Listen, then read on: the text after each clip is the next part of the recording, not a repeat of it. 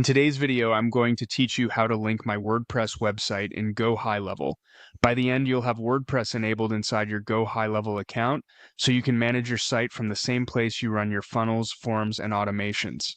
Before we start, make sure you have admin access to your GoHighLevel location and a valid payment method on file because the WordPress feature is a paid add-on.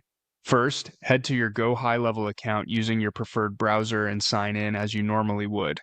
If your account has multiple locations or sub-accounts, choose the correct one where you want WordPress to live.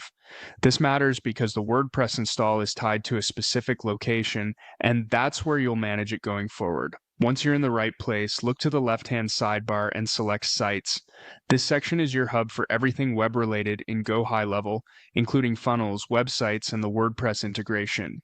If the menu looks different on your screen, give it a moment to load or expand the sidebar so all options are visible.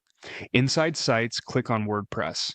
This takes you to the WordPress area for your chosen location. If WordPress is already active, you'll see its dashboard here. If not, you'll be prompted to set it up, which is exactly what we're doing now. Next, click Activate WordPress. This begins the process of provisioning a managed WordPress environment within GoHighLevel. You're not altering your live domain yet, you're simply turning on the feature so you can manage WordPress from within your account. If the button is disabled or missing, check that you have the right permissions or refresh the page and try again. Finally, click Pay and subscribe to confirm your plan for the WordPress add-on. Follow the prompts to review pricing and authorize the subscription. Once payment goes through, GoHighLevel will start setting up your WordPress instance. Provisioning usually takes a few minutes. When it's ready, you'll be able to open the WordPress dashboard from within GoHighLevel, manage themes and plugins, and prepare your site content.